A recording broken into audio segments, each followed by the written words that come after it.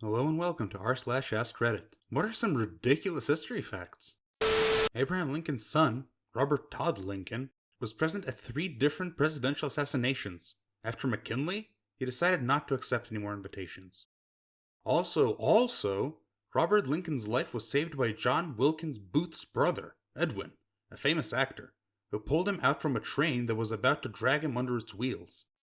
In 1895, the entire state of Ohio had only 2 cars.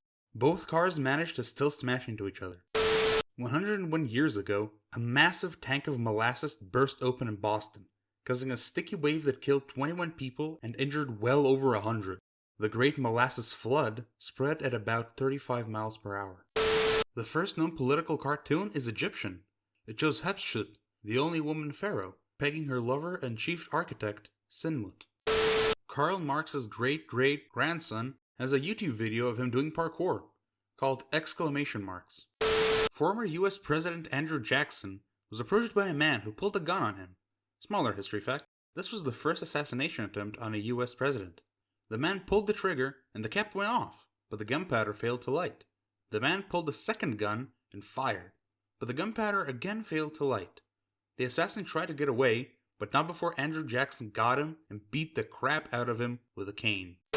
Potatoes were not very popular as food in France. They were seen as only fit for animals. Not only that, but they were considered generally not digestible by humans. So a pharmacist named Parmentier knew they were good food and wanted to popularize them among the working class. So he got a 2-acre farm to grow potatoes and placed armed guards around it at all times. People assumed that armed guards meant something very valuable was growing there, so they began to steal the potatoes. That's how the potatoes became popular in France's working class. He also told his guards to accept bribes and to not actually catch anyone. During the Cold War, there was an idea to drop extra-large condoms labeled medium onto the Soviets to make them think we were anatomically superior and be more afraid of fighting us. Easily my favorite part of American history. General Omar Bradley was stopped by military police during the Battle of the Beluga in World War II due to them thinking that he was a Nazi infiltrator. The irony was that he was stopped because he correctly identified the capital of Illinois as Springfield, when the officer thought it was Chicago. Montenegro technically was in war with Japan for 101 years, and they signed a peace treaty in 2006. Montenegro was aligned with Russia in the Russo-Japanese War, and they declared war on Japan, but they forgot to peace. Pepsi once had the 6th largest military in the world after the price of Russian vodka couldn't cover their deal for Pepsi products. So they traded 17 submarines, a frigate, a cruiser, and a destroyer for a trade deal.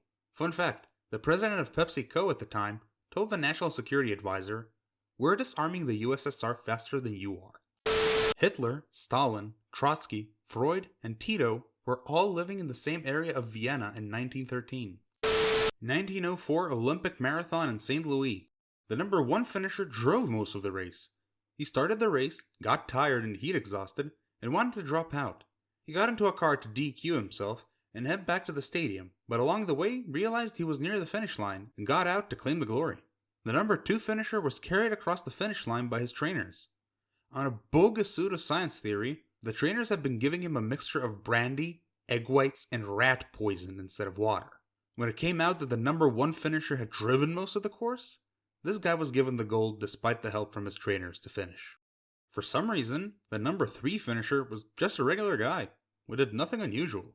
In this case, ordinary was extraordinary.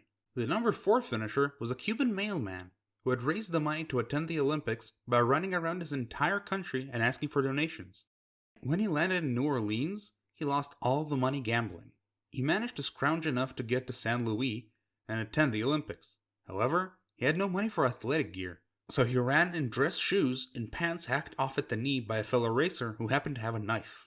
He probably would have come in first if it had not been for the hour-long nap he took on the side of the road after eating rotten apples he found in an orchard near the course. The number 9 and number 12 finishers were from South Africa and ran barefoot. South Africa didn't actually send a delegation. Those were students who just happened to be in town and thought it sounded fun. Number 9 was chased a mile off course by angry dogs. Half the participants had never raced competitively before. Some died. St. Louis only had 1 water stop on the entire run. This, coupled with the dusty road and exacerbated by the cars kicking up dust, led to several fatalities.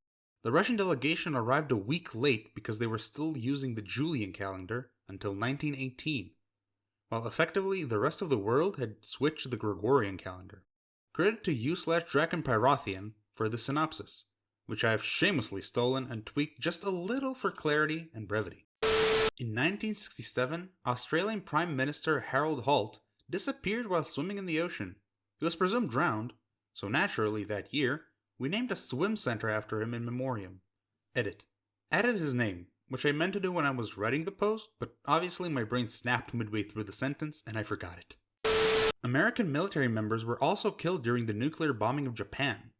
When American High Command was informed of their presence there, targets remain unchanged.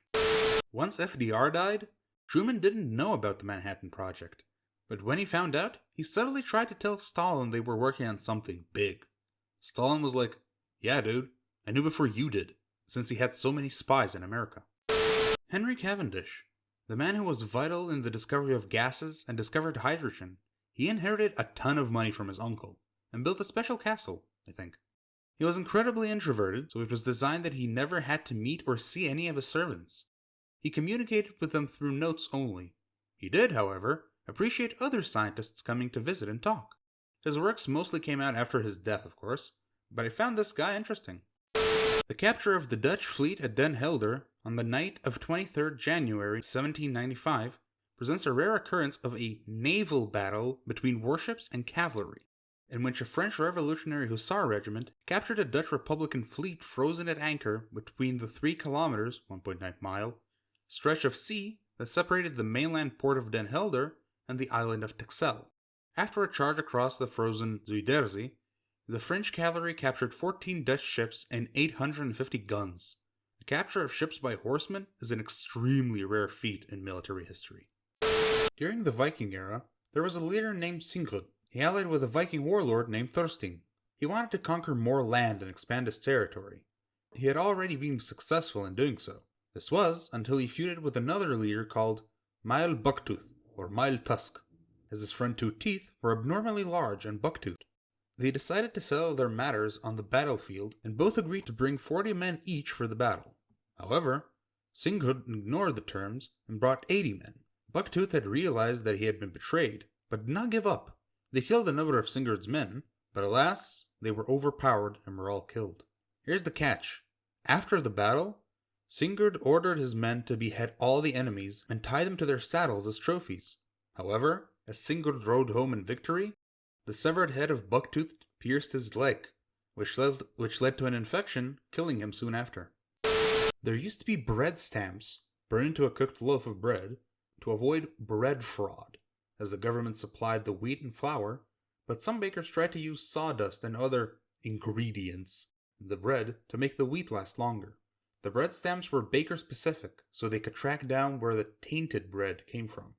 If they were caught, they had to move to another town to make bread, or wait 3 years to continue making bread, if I remember correctly. Bread laws were huge throughout most of history. Nowadays, the idea of the government so strictly regulating an industry that they are forced to sell at a certain price seems odd. But in a time when food shortages were always a danger and food reserves were slim, bread becomes a very important commodity. That's how the Roman emperors kept Rome quiet despite the fact it was an absolutely huge city. Literally, bread and circuses. Free bread, free water, and free entertainment. Colombia has a period in history literally called the dumb homeland period because of how incredibly dumb politicians acted at the time. How long ago? 180 years, more or less. But yes, some say it never stopped. Before Abraham Lincoln became a politician, he was a champion wrestler, with more than 300 bouts under his belt. Lincoln only lost 1 match in his career and was inducted into the National Wrestling Hall of Fame in 1992. He also jumped out of a window in order to prevent a quorum. Defenestrated himself. At one point, there was not only a pope and an anti-pope, but also a counter-anti-pope. If a pope and an anti-pope meet, do they annihilate each other? That's why there's a counter-anti-pope. The Neutronium Pope. He's the heaviest of the 3. He's also not a wanted criminal, for he never carries a charge. Thomas Jefferson and John Adams died on the same day, July 4th, 1826, the 50th anniversary of them both singing the Declaration of Independence. Adams' last words were, "Thomas Jefferson survives." He was wrong by about 5 hours. The first bomb dropped in Berlin by the British during World War II claimed no human casualties, but it did kill an elephant. Never forget. The Battle of Bull Run during the American Civil War was called the Picnic Battle because so many civilians from Washington went on picnics on the sidelines and watched. But once the battle actually started and the Union started to get its butt whooped, they all ran away, running over injured soldiers and dead bodies and generally disrupting the battle. This was actually a relatively common thing during the Civil War. I know, it happened at Gettysburg too. Claudius Drusus died in 20 AD from asphyxiation when he tossed a pear in the air and caught it in his mouth. The pear tree was put on trial, found guilty of murder, and destroyed. When the Romans laid siege to Themyscira, a real place weirdly enough, they attempted to tunnel into the city. The Themyscirans released bears into the tunnels. Thus Tunnel Bear was invented. Ancient Greek and Roman marble statues were actually originally painted and were colorful. A lot of the statues' paint faded away and went away over time. Some people cleaned off the paint thinking it was debris or dirt, and other people just plain cleaned and removed all of the paint off of them because they preferred the look of white marble. Rome was actually a very colorful city, and it wasn't all made of just boring plain white marble. There are literally entire books of anecdotes of this sort on Ben Franklin. The man was the OG of trolling. He was so good at trolling under the pen name of a female, Silence Dogood, he received several marriage proposals. Only then did he reveal his true identity, original catfish. The Massachusetts colony banned celebrating Christmas. During that time period, many people used it as an excuse to get hammered and party. Another tradition was that young adults would cross-dress, then go door to door singing songs and demanding food. This clearly didn't fit with Puritan lifestyle, so the governor banned public celebrations. People could still celebrate in their homes if they didn't get too rowdy. I think it was unbanned when Massachusetts became a state, but didn't become mainstream until Christmas became a national holiday. Nashville briefly legalized prostitution during the Civil War. Union soldiers stationed there kept getting syphilis, so the known prostitutes were put on a large barge in the river. I'm a little fuzzy on what happened after that, but no, it didn't work very well. So it was legalized, and prostitutes had to be registered or get a license, I can't remember which, and were required to have STD checks. This lowered the amount of prostitutes with syphilis because it was getting caught and treated. That lowered the amount of soldiers getting syphilis and made the army happy. It was outlawed shortly after the war ended though. 1927 Liberian elections were referred to as the most rigged ever by Francis Johnson Morris, a modern head of the country's National Elections Committee, and also made it into the Guinness Book of Records as the most fraudulent election ever reported in history, as despite there being fewer than 15,000 registered voters, King received around 243,000 votes compared to 9,000 for Faulkner. Two separate times that we know of, one single man has stopped the world from going into thermonuclear war. During the Cuban Missile Crisis and the American blockade of Russian ships in the island, a Russian submarine on patrol was found by the Americans and was under soft attack. Ships were dropping depth charges on them to try and get them to surface and communicate. Of the 3 officers on board, 2 wanted to fire a nuclear torpedo in retaliation. Vasily Arkhipov and was able to prevent the launch because it required unanimous agreement. They surfaced and didn't start World War III. The second man was working at an early warning station in the USSR, and they, falsely, detected a missile attack from America. Stanislav Petrov stalled the alarms and prevented a preemptive counterattack. 25 minutes later, he got confirmation it was a glitch and had also prevented World War III. There have also been countless other accidents involving nuclear weapons throughout the decades, with many coming dangerously close to triggering an unintentional explosion. We're lucky, to say the least, to have avoided catastrophe so far. The shortest war occurred between Zanzibar and the British Empire, lasting around 45 minutes. Both the British and the Zanzibar Sultanate fielded a couple thousand men with a few boats. However, the war ended with a single Brit wounded. Meanwhile, the Zanzibarians suffered about 500 dead or wounded, including civilians, and their entire navy, a yacht, 2 boats, and a shore battery, gone. The death of Cato. He killed himself by ripping out his internal organs one by one. When he passed out, the Roman doctors sewed his wounds shut, but for just a few seconds, he woke back up and tore the organs out again. When the Netherlands were occupied by the Nazis in 1940, many people fled to Canada, including Princess Juliana of the Netherlands and her husband, Prince Bernard of Lippe-Bestfield. Their daughter, Princess Margaret, was born in Ottawa. Not knowing if the baby would be male, and hence the heir to the throne, Canada declared the maternity ward of Ottawa Hospital extraterritorial, which means it became international territory. This meant that the baby would derive its nationality only from its mother, making it 100% Dutch. It is told, by Herodotus, that when Xerxes invaded Greece, he had to build pontoon bridges, which were destroyed by a storm before completion. Xerxes was so upset at what happened that he had every engineer beheaded and sent soldiers down to whip the sea 300 times for its failure to obey him and comply with his plans.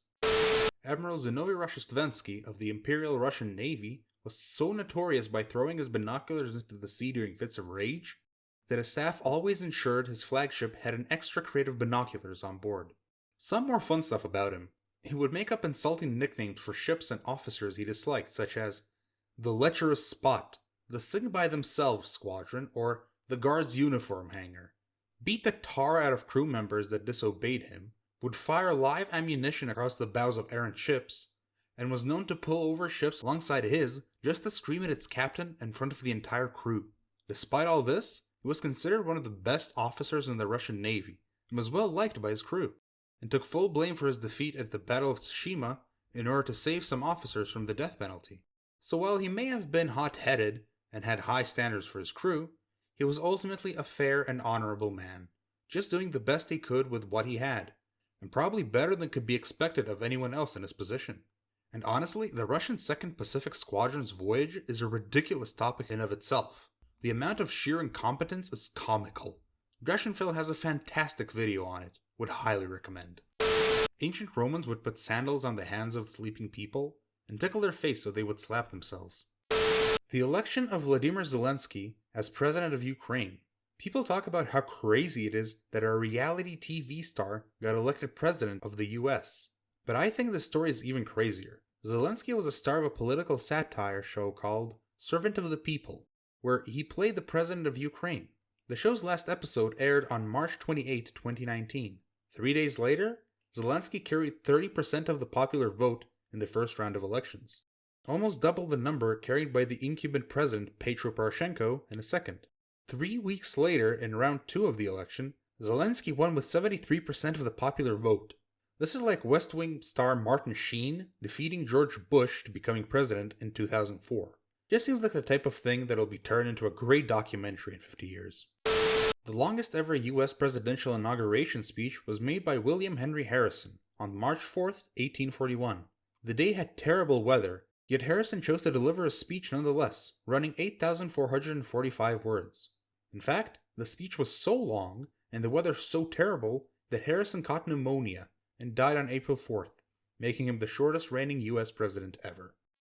During the most critical portion of World War II, the Japanese thought that they had sunk or disabled 3 American carriers when, in reality, they had only bombed the USS Yorktown 3 times. They were caught with their pants down when the bombs started landing at Midway.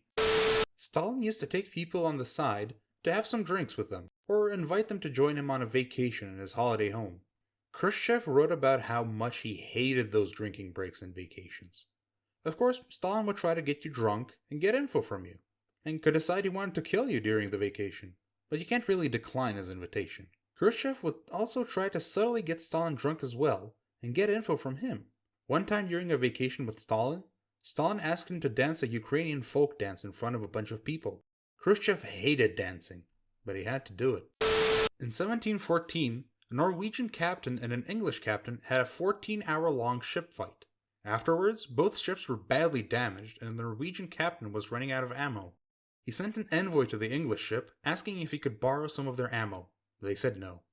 "I'll send some promptly." Fires cannon. Who would guess that this unknown giant crab existed in history? And his primary target? Our viewers who forget to like, share, and subscribe this video. Are you gonna forget to do so? Better click like and subscribe to avoid those very sharp hand cutters. Thank you very much for watching.